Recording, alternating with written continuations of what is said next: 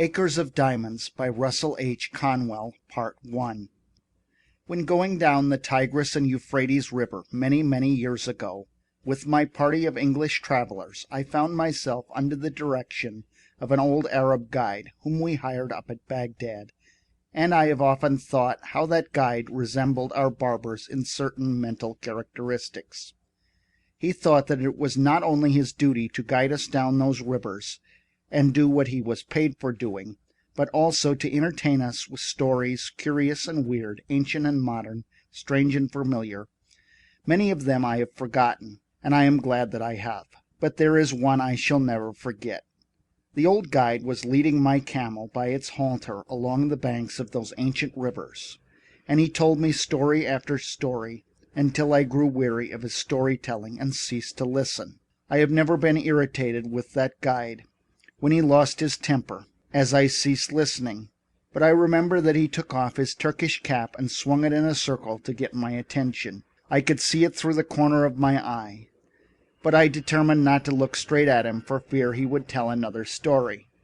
But although I am not a woman, I did finally look, and as soon as I did, he went right into another story. Said he, "I will tell you a story now which I reserve for my particular friends." When he emphasized the words particular friends, I listened. I have ever been glad I did. I really feel devoutly thankful that there are 1,674 young men who have been carried through college by this lecture, who are also glad that I did listen. The old guide told me that there once lived not far from the river Indus an ancient Persian by the name of Ali Hafed. He said that Ali Hafed owned a very large farm, that he had orchards, grain fields, and gardens, that he had money of interest, and was a wealthy and contented man. He was contented because he was wealthy, and wealthy because he was contented. One day there visited that old Persian farmer one of those ancient Buddhist priests, one of the wise men of the East. He sat down by the fire and told the old farmer how this world of ours was made. He said that the world was once a mere bank of fog, and that the Almighty thrust his finger into the bank of fog and began slowly to move his finger around, increasing the speed until at last he whirled this bank of fog into a solid ball of fire. Then it went rolling through the universe, burning its way through other banks of fogs and condensed the moisture without, until it fell in fields of rain upon its hot surface and cooled the outward crust. Then the internal fires bursting outward through the crust threw up the mountains and hills, the valleys, the plains and prairies of this wonderful world of ours. If this internal molten mass came bursting down and cooled very quickly, it became granite, less quickly copper, less quickly silver, less quickly gold, and after gold, diamonds were made. Said the old priest, a diamond is a congealed drop of sunlight. Now that is literally scientifically true, that a diamond is an actual deposit of carbon from the sun. The old priest told Ali Hafed that if he had one diamond the size of his thumb, he could purchase the country, and if he had a mine of diamonds, he could place his children upon thrones through the influence of their great wealth. Ali Hafed heard all about diamonds, how much they were worth, and went to his bed that night a poor man. He had not lost everything, but he was poor because he was discontented, and discontented because he feared he was poor. He said, "I want a mine of diamonds," and he lay awake all night. Early in the morning he sought out the priest. I know by experience that a priest is very cross when awakened early in the morning, and when he shook that old priest out of his dreams, Ali Hafed said to him, "Will you tell me where I can find diamonds?" "Diamonds? What do you want with diamonds?" "Why, I want to be immensely rich." "Well, then go along and find them. That is all you have to do. Go and find them, and you will then have them." "I don't know where to go." "Well, if you will find a river that runs through white sands, between high mountains, in those white sands you will always find diamonds." "I don't believe there is any such river." "Oh, yes, there are plenty of them. All you have to do is go and find them, and then you have them," said Ali Hafed. "I will go." So he sold his farm, collected his money, left his family in charge of a neighbor, and away he went in search of diamonds. He began his search very promptly, to my mind, in the Mountains of the Moon.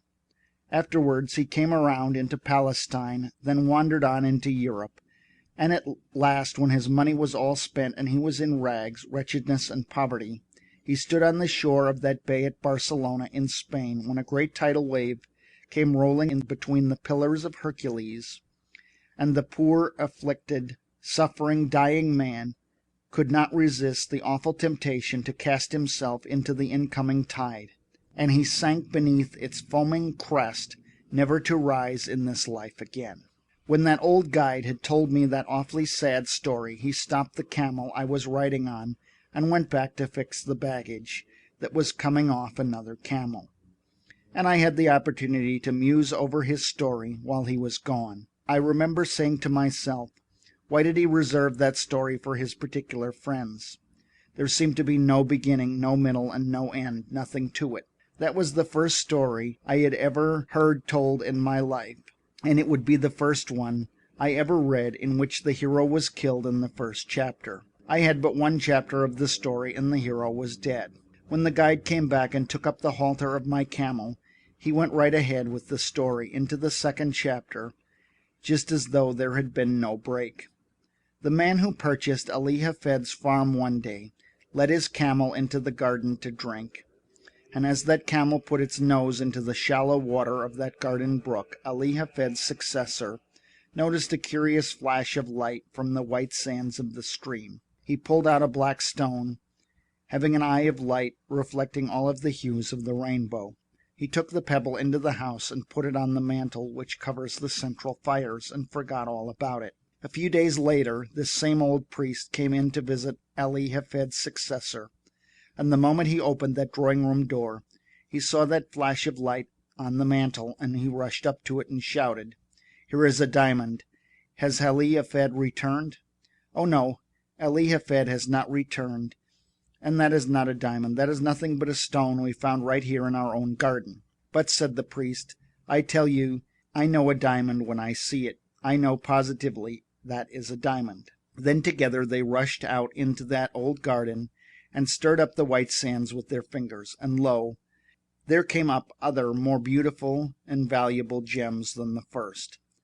"Thus," said the guide, to us and friends, "it is historically true, was discovered the diamond mine Golconda, the most magnificent diamond mine of all in the history of mankind, excelling the Kimberley itself, Koh-i-Noor, and the Orloff of the crown jewels of England and Russia. The largest on earth came from that mine." When that old Arab guide told me the second chapter of the story, he then took off his Turkish cap and swung it around in the air again to get my attention to the moral.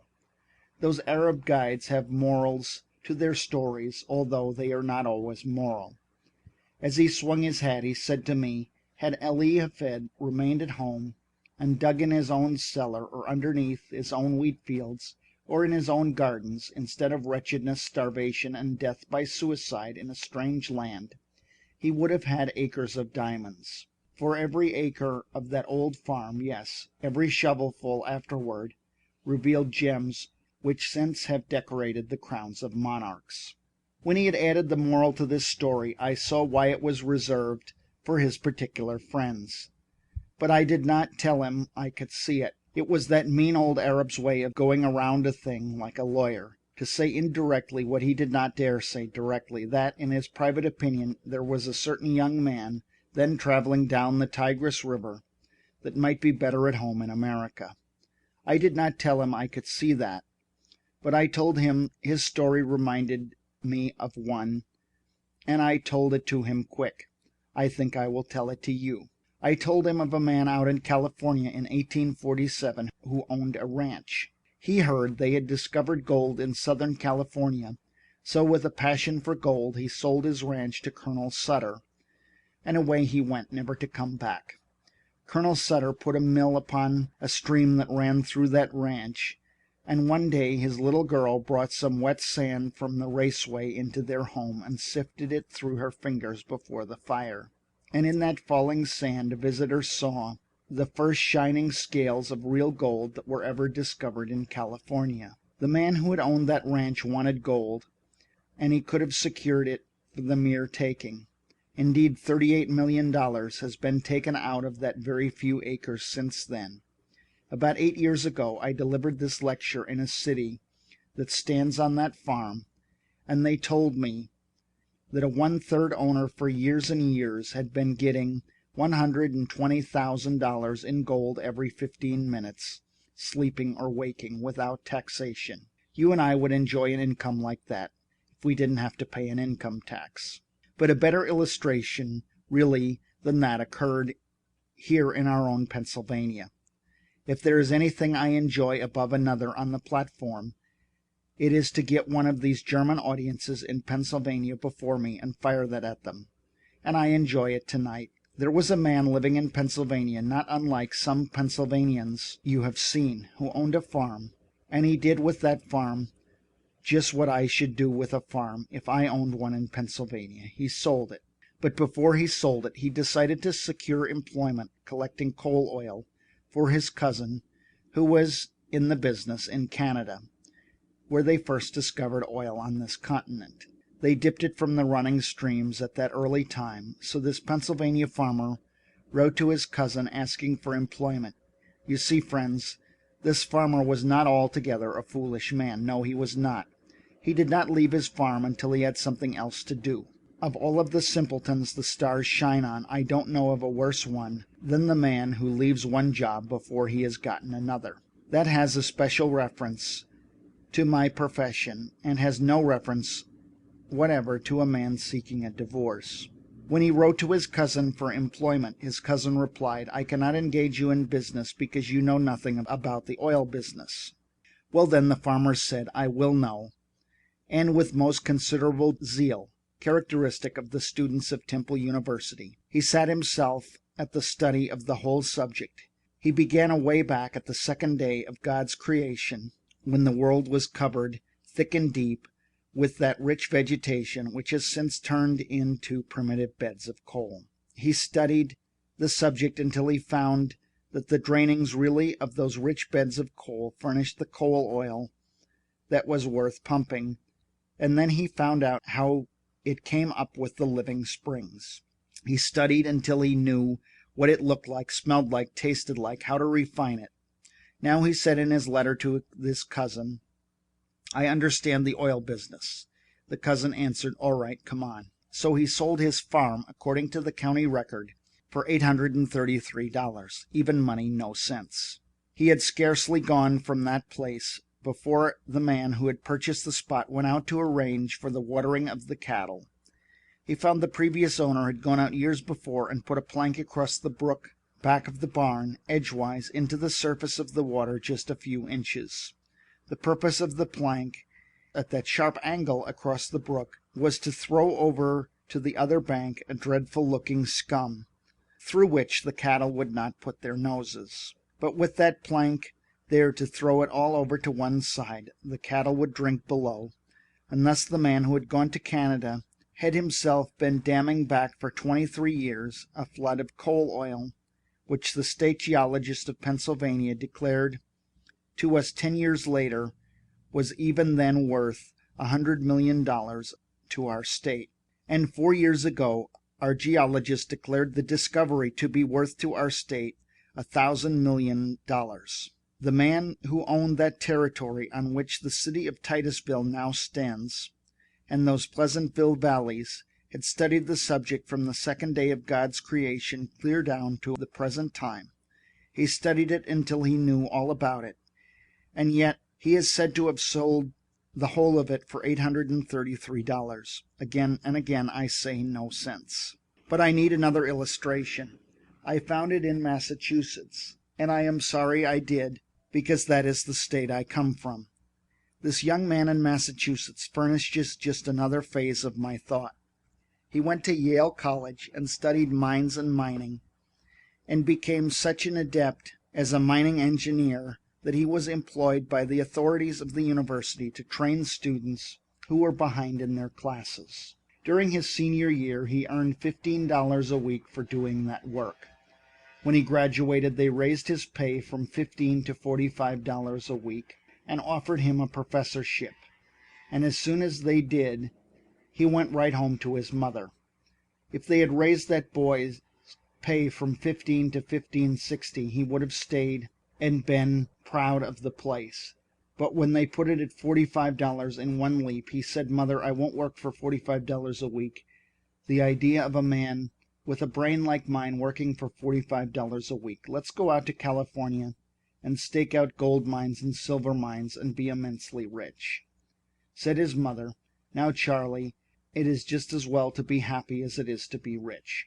"Yes," said Charlie, "but it is just as well to be rich and happy too." And they both went right about it. As he was an only son and she was a widow, of course he had his way. They always do. They sold out in Massachusetts, and instead of going to California, they went to Wisconsin, where he went into the employ of the Superior Copper Mining Company at $15 a week again, but with the proviso in his contract that he should have an interest in any mines he should discover for the company. I don't believe he ever discovered a mine, and if I am looking in the face of any stockholder of that copper company, you wish he had discovered something or other. I have friends who are not here because they could not afford a ticket, who have stock in that company at the time this young man was employed there. This young man went out there, and I have not heard a word from him. I don't know what became of him, and I don't know whether he found any mines or not, but I do not believe he ever did. But I do know the other end of the line. He had scarcely gotten out of the old homestead before the succeeding owner went out to dig potatoes. The potatoes were already growing in the ground when he bought the farm, and as the old farmer was bringing in a basket of potatoes, it hugged very tight between the ends of the stone fence. You know, in Massachusetts, our farms are nearly all stone wall. They are obliged to be very economical in front gateways in order to have some place to put that stone.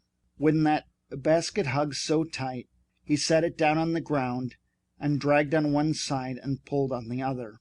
And as he was dragging the basket through, this farmer noticed in the upper and outer corner of the stone wall right next to the gate a block of native silver 8 inches square. That professor of mines, mining, and mineralogy knew so much about the subject that he would not work for $45 a week when he sold that homestead in Massachusetts, sat right on that silver to make the bargain. He was born on that homestead, was brought up there, and had gone back and forth rubbing the stone with his sleeve until it reflected his countenance and seemed to say, "Here is $100,000 right down here just for the taking." But he would not take it. It was in a home in Newburyport, Massachusetts, and there was no silver there, all way off. Well, I don't know where, and he did not, but anywhere else, and he was a professor of mineralogy. My friends, that mistake is very universally made, and why should we even smile at them? I often wonder what has become of him. I do not know at all, but I will tell you that I guess, as a Yankee, that he sits out there by his fireside tonight with his friends gathered around him, and he is saying to them something like, "Do you know that man Conwell who lives in Philadelphia? Oh, yes, I have heard of him. Do you know that man Jones who lives in Philadelphia? Yes, I have heard of him too." And then he begins to laugh and shakes his sides and says to his friends, "Well, they have done just the same thing I did precisely." And that spoils the whole joke, for you and I have done the same thing he did. And while we sit here and laugh at him, he has a better right to sit out there and laugh at us. I know I have made the same mistake, but of course that does not make any difference because we don't expect the same man to preach and practice too. As I come here tonight, I look around this audience and I am seeing again what through these 50 years I have continually seen men that are making precisely that same mistake. I often wish I could see the younger people and that the academy had been filled tonight with our high school scholars and our grammar school scholars, that I could have them to talk to. Well, I would have preferred such an audience as that because they are the most susceptible, as they have not grown up into their prejudices as we have. They have not gotten into any custom that they cannot break. They have not met with any failures as we have, and while I could perhaps do such an audience as that more good than I can do grown up people, yet I will do the best I can with the material I have. I say to you that you have acres of diamonds in Philadelphia, right where you now live. Oh, but you will say, you cannot know much about our city if you think there are any acres of diamonds here. I was greatly interested in that account in the newspaper of a young man who found that diamond in North Carolina. It was one of the purest diamonds that has ever been discovered, and it has several predecessors near the same locality. I went to a distinguished professor in mineralogy and asked him where he thought those diamonds came from. The professor secured a map of the geologic formations of our continent and traced it.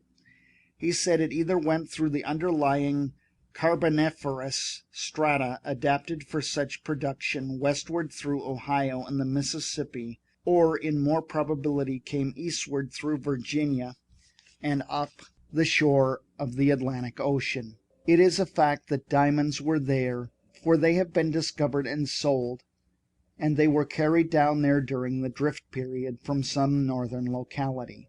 Now who can say but some person going down with his drill in Philadelphia will find some trace of a diamond mine yet down here? Oh, friends, you cannot say that you are not over one of the greatest diamond mines in the world, for such a diamond as that only comes from the most profitable mines that are found on earth. End of part 1.